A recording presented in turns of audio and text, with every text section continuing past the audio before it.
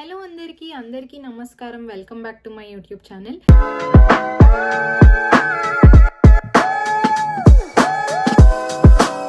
చాలామంది పిల్లలు అక్క మేము జపాన్లో ఉంటున్నాము, ఇండియా నుంచి మా ఇంట్లో వాళ్ళు పార్సెల్ పంపించాలి, కొరియర్ పంపించాలని అంటే ఏది అఫోర్డబుల్ ఆప్షనో చెప్పక్క అని చెప్పేసి మెసేజ్ చేస్తున్నారండి. సో వాళ్ళ కోసం ఈ వీడియో. జపాన్లో మీరు ఉంటూ ఇండియా నుంచి ఏదైనా కొరియర్ పంపించుకోవాలనుకుంటే best option India post.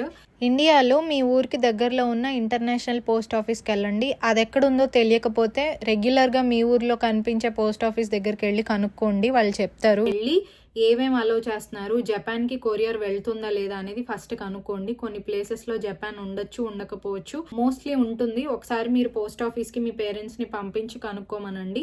KG 600 నుంచి 800 రూపాయల మధ్యలో ఉంటుంది. ఒక్కొక్క ప్లేస్ని బట్టి ఒక్కొక్క ప్రైస్ అనేది ఉంటుంది. నేను ఎప్పుడు ఇండియా పోస్ట్ నుంచి వేయిస్తాను. మా ఊరు నుంచి అయితే 650 లేదా 700 రూపాయలు అవుతుంది కేజీ.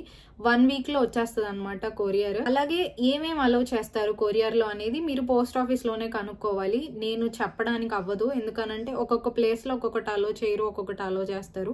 సో ఫస్ట్ మీ పేరెంట్స్ని అక్కడికి పంపించి ఏమేమి అలో చేస్తారు, కేజీ ఎంత, ఎన్ని కేజీలు పంపించుకోవచ్చు, ఇవన్నీ కూడా క్లియర్గా డీటెయిల్స్ అడిగి తెలుసుకోమని చెప్పండి. మోస్ట్లీ బియ్యం కానీ పల్సెస్ కానీ ఇవన్నీ కూడా అలో చేయరు. నన్ను అడిగితే కనుక మీరు అలాంటివి కొనుక్కోవాలని అంటే ఇండియన్ స్టోర్స్ ఉన్నాయి జపాన్లో, అక్కడే కొనుక్కోండి.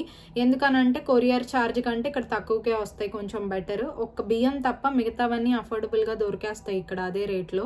కాబట్టి ఇక్కడే కొనుక్కోమని చెప్తాను. లేదు కాదు ఇంకా పచ్చళ్ళు కానీ వేరే వేరే థింగ్స్ కానీ కావాలనుకుంటే మీ ఏరియాని బట్టి వాళ్ళు అలో చేస్తే పంపించుకోవచ్చు కొరియర్. 1 వీక్లో మీకు డెలివరీ అయితే అయిపోతుంది అనమాట. ఇండియా పోస్ట్ చీప్ అన్నిట్లో. అది కాకుండా మరి త్వరగా నాకు 2-3 డేస్లో కావాలంటే ఫెడెక్స్ అని ఉంటుంది.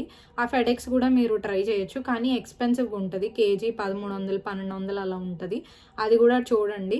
ఈ రెండే నాకు తెలిసినవి అయితే. అలాగే మీరు జపాన్ నుంచి ఇండియాకి పంపించాలంటే కూడా పంపించుకోవచ్చు. జపాన్ పోస్ట్ బ్యాంక్ ఉంటుంది కదా, మీ దగ్గరలో ఉన్న జేపీ బ్యాంక్లో అక్కడికి వెళ్ళి ఇలా పోస్ట్ చేసుకోవాలని అంటే కూడా వాళ్ళు చెప్తారు కేజీకి ఇంత ప్రైస్ అని చెప్పేసి. కానీ ట్యాక్స్లు అవి కొంచెం ఎక్కువే అవుతుంది. ఇండియా నుంచి అయితే కనుక ఏ ట్యాక్స్లు ఉండవు, కేజీ లెక్కలో తీసుకుంటారు, పంపిస్తారనమాట. నేనైతే పల్సెస్ కానీ లేకపోతే బియ్యం కానీ నాకు అలో చేయరు. బట్టలు కానీ లేకపోతే పచ్చళ్ళు కానీ ఇట్లాంటివి మాత్రం మంచిగా ప్యాక్ చేసి పంపిస్తారు. 1 వీక్లో వచ్చేస్తాయి నాకు ఇండియా పోస్ట్ నుంచి. అలాగే కొన్ని ప్లేసుల్లో ఇండియా పోస్ట్ జపాన్కి ఆపేశారు, చూసుకోండి. అది కాకపోతే ఫెడెక్స్ ట్రై చేయండి. ఇంకా ఏమైనా ఆప్షన్స్, నాకు తెలిసిన ఆప్షన్స్ అయితే ఈ రెండే. ఇంకేమైనా ఎవరికైనా తెలిస్తే కూడా కమెంట్స్ చేయండి. మీకు ఈ వీడియో యూస్ఫుల్ అనిపించినా, మీ ఫ్రెండ్స్కి అవసరం అనిపించినా షేర్ చేయండి. వీడియో నచ్చితే లైక్ చేసి షేర్ చేసి మరిన్ని వీడియోస్ కోసం సబ్స్క్రైబ్ చేసుకోండి.